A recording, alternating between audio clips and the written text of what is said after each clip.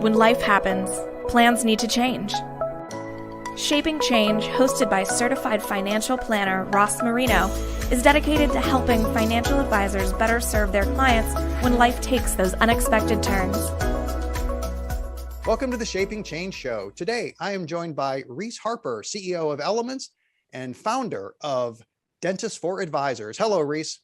Hey, how's it going, Ross? Good to see you again, man. I hope a life in Wilmington's treating you well today. It sure is. Last night I was actually at a concert, so I'm a little hungover, which is only based on my age because all I drank was water.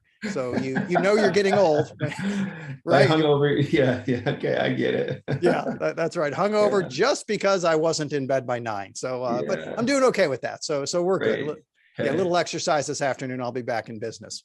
Well, thanks for having me on, man. You've got a lot of good insight into the industry. I'm excited to share some thoughts that I think we both are passionate about today. So I'm excited.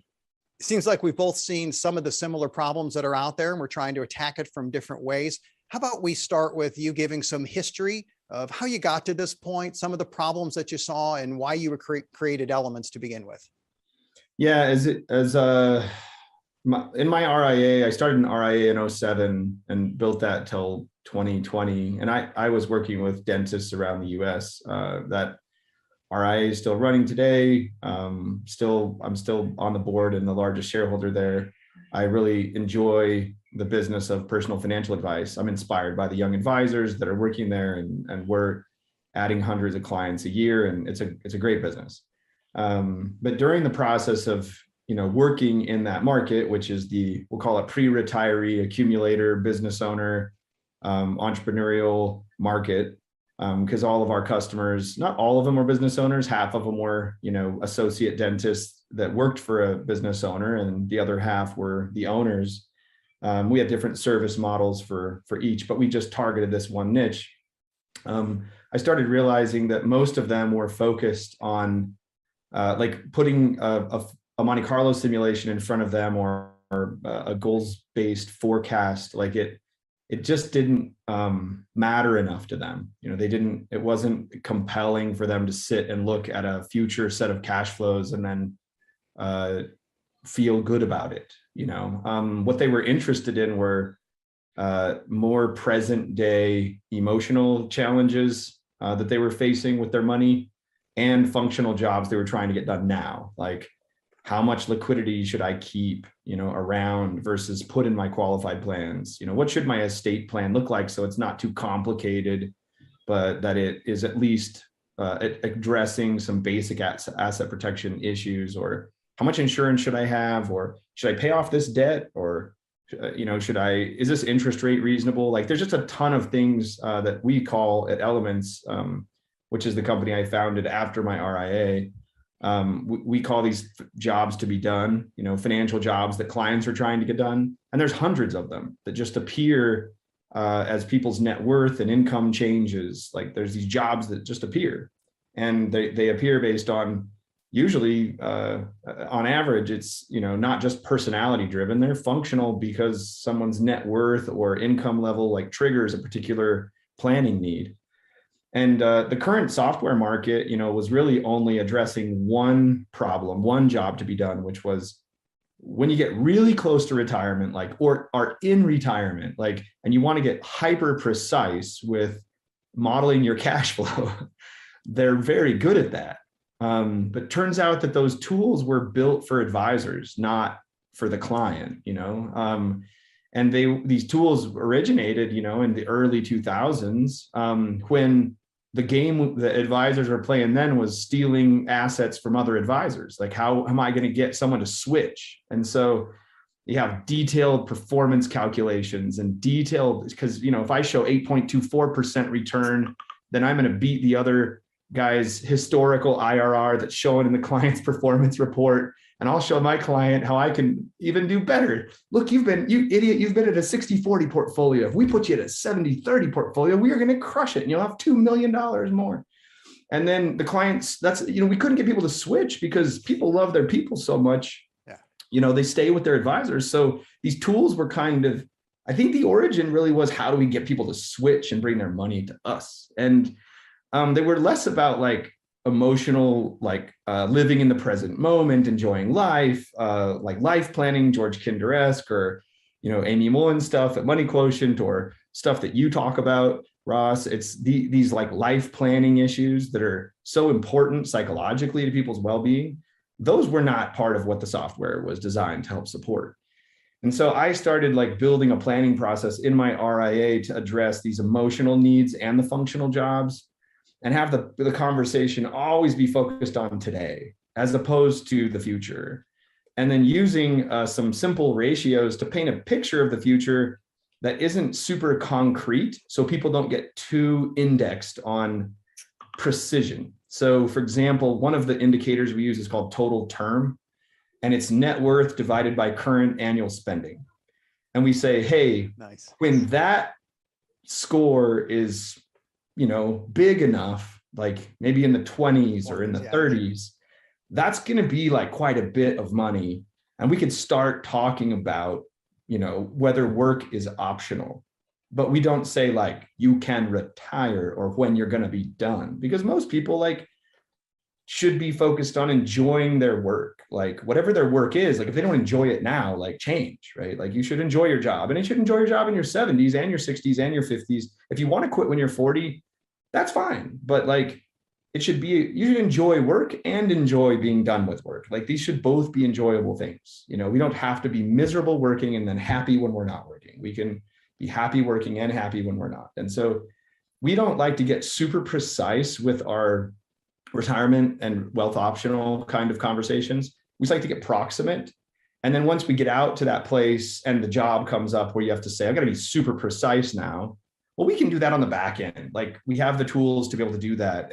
But to show the client a hyper precise picture of the future that is wrong the minute they walk out of the office, to me is just like, it's the wrong message that we're sending. And so Elements was born inside of this RIA, working with accumulators that are looking at their future, trying to paint a picture of what things are important, the rate at which they save money, the rate at which they spend money. So we take all of their cash flow and their asset mix and their risk profile and their, insurance and estate issues. And we just say, here's some key indicators that tell us if you're doing well in this area, and we're going to track them over time. And then the pace at which you're moving, the pace of your progress, will trigger us to decide if we need to make adjustments. But this is about monitoring progress and change. It's not about painting a picture of the future, selling you on that future, and then having you pay us for a plan. This is about engaging us as your advisor and in an ongoing process that can be paid for through a subscription or through AUM. And then we will, carry this to the finish line. So basically, Ross, if I were to sum up how Elements was born, it was born inside of this problem, right? And we found that it was better to focus on the present moment, focus on the current behavioral change that would optimize the future. Because I think people generally want to just feel good now. And that's what they want. They want to feel good now. And sometimes that involves painting a little bit of a picture of the future. But it rarely involves painting a hyper precise view of the future. And I think sometimes when we're too precise about the future, it makes people be too comfortable in the present about their current behaviors. And then we lose the control of that behavioral change that we want to affect, right? If you model that someone's at a 98% complete rate on their Monte Carlo forecast, that might be true. But if that person has a 5% gross savings rate on their income, I still don't know if that's an appropriate savings rate for someone making, let's say, $250,000 a year. Now, if they're making $100,000 a year and they have a 5% savings rate, maybe I'm fine, and maybe I'm happy with that based on the fact they got 5 kids or something. But every person has scores that if we had enough data in the industry, which we don't yet. I mean, I've got nearly 1,000 samples now of endpoint data, and in Elements, we're trying to aggregate all of this data to create benchmarks and comparisons and ratios that actually can set some standards for the industry that we haven't had before. Like, what should a savings rate be for someone who makes 100,000? across 600 samples, what's the bell curve? What's the median? Where are the fringes? What factors affect savings rates? Is it state? Is it family size? Is it debt to income ratio? What should someone's mortgage debt to income really be in order to have a savings rate that's optimal? There's just so many things that we could do to actually give advice that affected positive change, but we're doing a lot of forecasting and investment modeling, and that's just not where we can actually have the greatest effect. So anyway. So I've seen a lot of people transition to retirement. This would be clients, people around me. Even as they go into the retirement, this is an incredibly short-term time frame, meaning I'm about to retire or I just retired and here's what I want to do. So it's not even a long-term goal. It's here's what I want to do. And then 6 to 12 months later, we find out that actually wasn't what they wanted to do. Changes. So, right. How on earth do I, as a financial planner, have this conversation of 20 years from now, try to paint a picture when even the people that are right in the middle of that next stage, that goal, I'm going to retire and do X, to a certain extent, they're not even qualified to say what they're going to enjoy doing 6, 12 months down the road. How on earth can I do that for somebody 20 years from retirement? Precisely. And I use our system in retirement. We have a lot of dentists in retirement as well. And I still use elements in retirement for that same reason. I think the reason it originated in the pre-retiree community is just because the next generation is like literally uninterested, completely uninterested in Monte Carlo forecasting and cash flow simulations. But in retirement too, I've found that the thing that I care about the most are our several key ratios in our element scorecard. Every time I sit down with a retiree, I'm looking at their liquid term score, their qualified term score, their real estate equity score, any business assets, it's called business term, and then their total term. And all I'm looking is at where are they at quarter by quarter, because that tells me how fast their net worth is declining. It tells me how fast they're withdrawing assets, the pace at which they are declining their wealth. I'm interested in the pace at which someone is moving. That's what is, that's my focus, because that way I can sort of caution people or I can encourage them to spend more.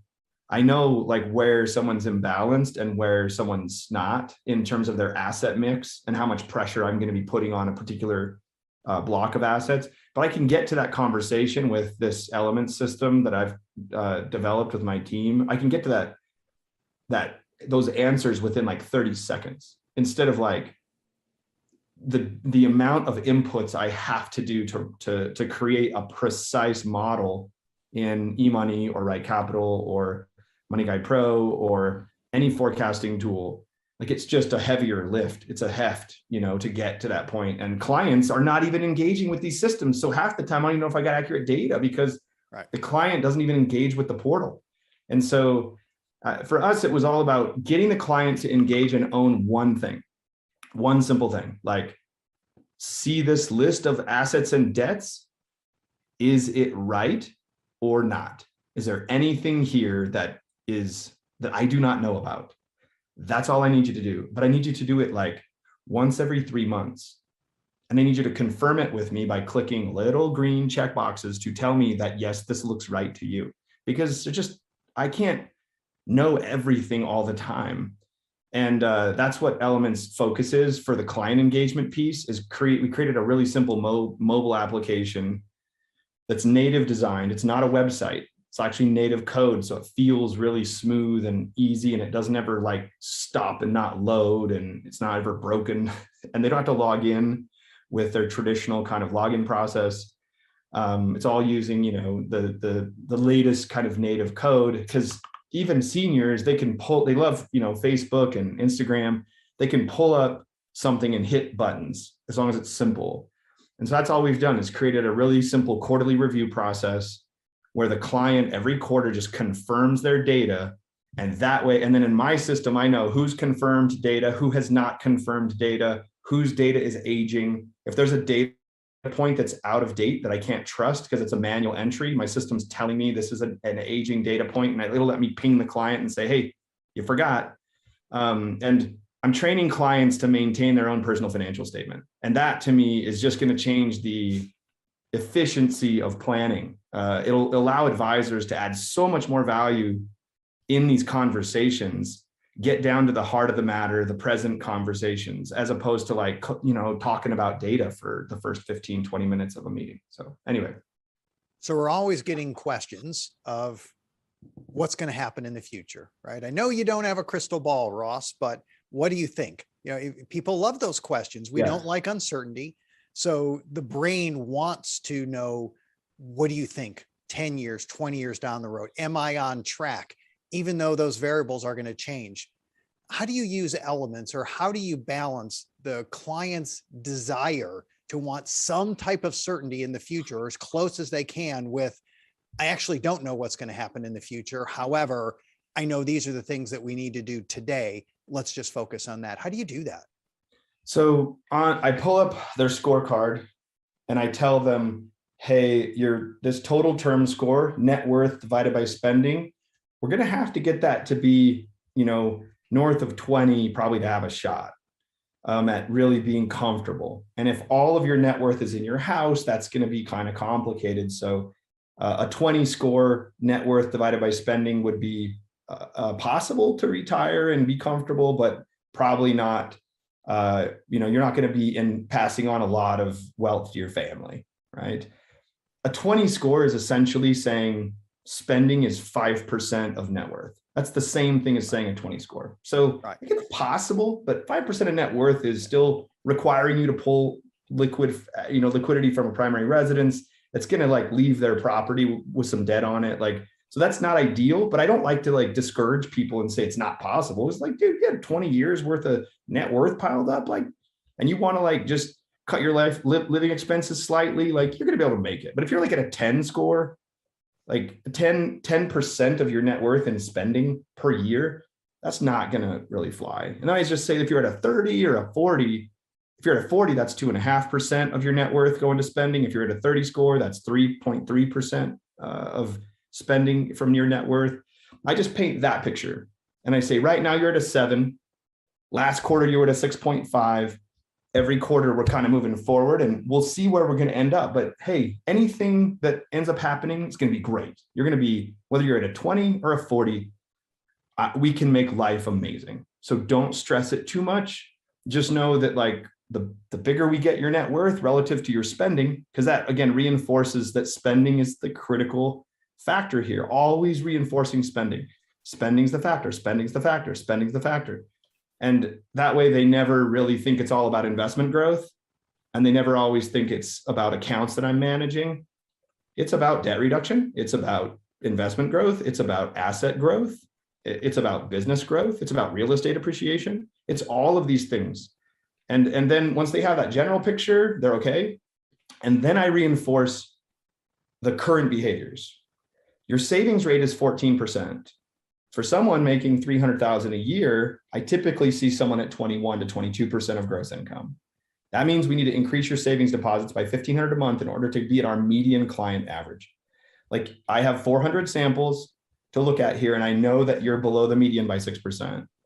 You don't have to increase it, but the likelihood of you being at an early retirement at your current savings rate is somewhat low, given the fact that everyone else savings rate is 21. Whatever else the middle of the pack is doing, you're not. So do you want to increase that, or are you comfortable with just the risk that puts on your future? And they say whatever they want to say. I really don't care, Reese. I'm living in the present moment, and I don't really care when I retire. Okay, that's fine. Or yeah, I want to beat everybody. How much would it take me to go to 22%? Right? And overachievers. Yeah. And then I'm telling you, Ross, this is what works, man. People don't care about financial planning. They don't care. But they do care about being compared to their friends. They care about keeping up with the Joneses. Yeah. So what am I doing?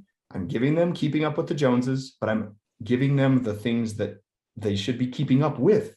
Your savings rate, your burn rate, your debt to income ratio, your liquidity, your qualified term, your total term. These are the things you should be keeping up with the Joneses on, not the size of the house. Now, will I compare your house to other people's houses in the database and say, hey, for someone at 27, you have 2 homes and your house is, 40% more expensive than anyone else in the database.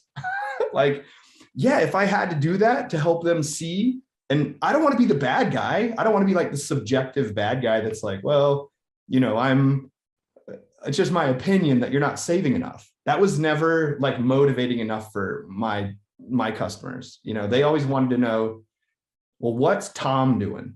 And I'm like, well, I can't tell you what Tom's doing, but I do have a sample that Tom is included in. And here is a data set. Both you have to opt in to be included in that data set, but I'm going to now show you how Tom is doing on average, not specifically, but on average. And then they can say, well, whatever Tom's doing, I want to beat him. And then that's just a way we get positive behavioral change. So if you run an ad on the internet today and say, like, especially if you have a niche market. I mean, if you have a niche market and you can say like, I can show you what other people just like you are doing because I'm dentist advisors. I mean, it's just like, it's a feeding frenzy for onboarding, man. And that's the ticket. Like that's how we get the population to actually care about financial planning. They will not care if we talk about it in holistic health terms. They don't care about that. I mean, they do, but I care about that deeply. Like this whole thing for me is about holistic wellness ultimately, but they only care about a couple things. And one of the things they care about is how am I really doing compared to other people? And am I doing good enough? Am I doing good enough? And so we have to reinforce that with some benchmarking and some data, or we're not going to get positive change. So think about elements as a scorecard for your client that then gets compared to everyone else's scorecard. And then you as an advisor can rank and compile and contrast. We're not going to put the scores in front of the client. We're only going to put the scores in front of the advisor. And then the advisor can determine how to translate that to the client through some PDF reports and some nice, visuals. I think shouting too loud the benchmark comparisons to the client will result in some bad takeaways, negative emotions, not being able to interpret the information properly. Like maybe a higher savings rate's not appropriate for a given person. Like maybe they should be below the median, given a set of circumstances that are more appropriate for their goals. But I'm going to give you the data, the advisor, and I want you to be able to be empowered with data. So if you work with a dentist and you live in Wilmington, North Carolina, and you want to compare your dentist to my dentist at Dentist Advisors, now you have, 500 plus samples that probably really line up really close to your demographic. And you can say, well, I'm going to go deeper than dentists. I'm going to go dentists plus dentists that make 200 to 220 a year, because this guy makes 220. And people that are 36 and people with 2 kids. Are there anyone in the database? Well, that might take the sample size down to like 30. But that is really powerful to be able to like advise someone on their exact situation with people just like them and say, I think, of course, your personal goals are always going to trump it. Okay. Of course, your personal goals are going to trump anything that anyone else is doing. We want to focus on the client. But how can you motivate behavioral change if you don't have any evidence to show the person that to help motivate their change? If it's just your opinion, they're just not going to follow that with the same amount of fidelity. So I saw Dentist Advisors clients on average go from a gross savings rate that was in the low teens, 14%, roughly on average, which is still pretty good to get your entire clientele to have a 14% savings rate. I saw that climb to north of 21%. And that was just really over several years of just reinforcing benchmark comparisons. So I don't feel like I'm not trying to manipulate people. I'm just trying to light up the part of their brain that gets them motivated to make change. And I think it's a worthwhile exercise. Well, you're answering a question that people have, and they can give their disclaimer. The disclaimer I'll give you up front, which is, people are unique. I'm unique. I'm not like everybody else. They're not like me. However, I need to know, Reese, what people like me are doing in general, right? Yes. So I do want to know a benchmark. And yes, I have extenuating circumstances. So my savings rate might be a little lower right now, but at least I understand that. And I'm okay with that, as opposed to feeling guilty for some reason because I'm not at that average savings rate. What are other people doing? So I think it's a great talking point. Let's pivot that into the situations we come into. So our practice is a Shaping Change practice. A lot of advisors, if they're getting referrals, it's because life happened. Something happened in someone's life. There is a life event. Life happened. Plans need to change. They reach out to a financial planner for a financial advisor. This is so focused on today. It seems like a perfect fit for that type of world. Tell me how you would leverage elements in a transition type practice where life happened, plans need to change, and the client's thinking, now what? Yeah. Well, first thing I do is I want to educate the client on the things that matter. So I educate them on the scorecard and these key indicators, so I'll invite them in with a mobile app. Even before they become a customer, I have them just pre-fill out their data slightly during the onboarding sequence. They just hit a plus button and it adds net worth items and it starts calculating the scores and they start seeing their scores populate and light up. I've told them, I'm going to look at this scorecard. I'm going to analyze where I think you're at overall from a financial health perspective, because I've seen hundreds of people like you, and I know what balanced looks like. I know what maybe a challenging circumstance looks like. I know what cash flow should look like and not look like. And I know where, what wealth looks like and what lack of wealth looks like. And so the client's then expecting to get some kind of scorecard, some grade, I'm an A here, I'm a B here, I'm a C here, or I'm a D here. And then once I get them into the system and they get their scorecard populated, then I'm developing an initial plan, I'm making recommendations, and then I'm monitoring each of those elements on a regular basis. And my system's telling me it's time to talk about this, time to talk about this, time to talk about this. And so I'm just engaging the client with these micro interactions. Like this morning, one of my clients happens to be charitably inclined. And there's a trigger that I'm looking at to tell me, since if I have charitably inclined clients, then at some point prior to the end of the year, I want to make sure I look at the capital gains taxes inside of their portfolios and determine if it makes sense to do gifting, or if they're going to pay with cash this year, because maybe I don't have enough gain in the portfolio to make it worth donating. Well, that's the type of thing that the client really values. And it's something that technology can help assist with quite a bit, like applicable here, not applicable here. Now that feature that I'm just describing exists in beta on my spreadsheet right now, not in the app as it currently exists. But that's an example of something that we are building. I mean, we're only 5 months old right now, and all of the next actions are kind of where we're innovating. So given the client data and given all the benchmarking, what's the next action for this customer?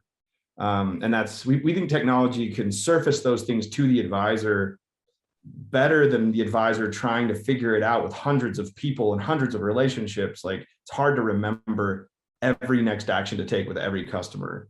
And it's going to take some time. Like that's going to be the better part of next year, like programming, using all of our advisors to sort of tell us, based on their area of expertise, like what should the triggering function be here? Like if someone inputs stock options, what triggers should be happening during the year, both to the client in a native prompt and to you as the advisor, and what custom prompt do you want them to receive, and what generic prompt do you want them to receive? Because you don't want it to be like custom prompting all the time. It starts to get annoying. But system prompts are also not as heavy as action oriented as a personalized prompt with the advisor's face on it. So when I say a prompt, imagine a push notification coming to your device and the client looking at it and saying yes or no. Like, hey, just want to do a quick family update. Like if someone has said we're not having kids anymore, then I'm not going to keep prompting them with the kids update.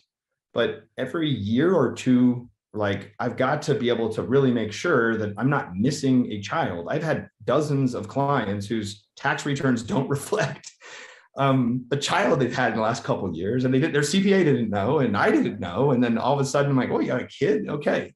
Well, that's a very simple example, but like the system generically, if it sees family demographic data, can say, hey, just so that Reese is aware for tax planning, family still look good. Good. And then are you going to change this ever? Any anticipated future family changes? No. Okay, that prompt's never going to come back. But like, we have to build essentially like a CRM system that integrates with a client portal that has planning capability that is all in this unified, world, because like we can't keep using our CRM for one thing and then using our planning software for another thing and then using a client portal for another thing. It's just these systems that it's hard to get them to work in tandem because they were all built for different purposes. They were built for specific jobs that from 15 years ago that may not exist today. In today's world, the next generation, I mean, JD Power and Accenture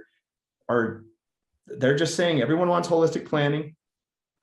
Most of these next generation is looking for like alternatives to AUM models. Like they're saying, look, can I pay subscription? Like, what does the subscription economy look like? We're going to have to start delivering planning as our primary value prop. People like you've been doing it for 20 years, but most of the industry is still using software that's built on an investment value prop. And that investment value proposition is getting compressed, not eliminated, but compressed by Wealthfront and Vanguard Advisor Services and Betterment Direct. That like the client can get good asset management, at least the mass market can. People with 250 to 1.5 million, they can get good investment management from technology. So you got to deliver more than that. And that's where we just don't have technology to use to help advisors scale advice. We just have tech that's used to model investment and forecasting in the future. And so that's what is just so fun to work on. And all of our customers are helping us architect this neural network of benchmarking and next actions that hopefully will help us innovate the future of advice a little bit more. And I hope other firms, other software providers continue to do that too, because I think that's where the future is headed. And we can make more money as an industry, and we can add more value, and we can unlock planning for parts of the market that couldn't afford it before. So we can say, shoot, if you're willing to pay $200 a month and do all the data entry and maintain all your tasks and do all this stuff, that makes me $500 an hour. So I'll interact with you through our system. And hey, if you want access to private like wealth management, it's an AUM fee, and we'll eventually wipe out your subscription fee. And now you're going to qualify for even more services. There's just ways to get down market if we can get technology to do some of the dirty work. Anyway. Sounds good. Let's go with the last question. Okay. Magic wand. If you could wave a magic wand, change anything in the world, what would you do? You know what, Ross? This is a great question. I would probably magically give everyone the ability to be able to have a conversation as opposed to a debate. I would want humans to be able to listen and love instead of argue their point. Be more open, right? And be less judgmental. If people could learn to have a conversation instead of have a debate, instead of like proving their point, but just learning and listening, I think we would probably have a lot less violence and warfare, and it would result in a lot better world that would solve problems faster, and we would get to places a lot quicker. So I'd probably say teach people the ability to have a conversation and listen, understand versus judge and argue their point and debate. So we don't have that skill very well right now in our government. We don't have it very well in our communities, in our, even in our spiritual communities. We're kind of, it's still like us versus them. We're all in tribes in some way. And I would think that would be like a pretty healing, and it would accomplish a lot. And I know a close second would be, solving some global disease, or, but I would pick the conversation side, because I think that will actually save more things if we could learn to do that. So it's my thought. Great way to finish. Reese, thanks so much for being on the show today. Thanks, Ross. Thank you for listening to Shaping Change with Ross Marino. This show is for general information purposes only and is not intended to provide recommendations or advice. Speak with a legal, tax, or financial advisor before making any decisions. Past performance references are historical and do not guarantee future results. Visit rlsummit.com to learn more.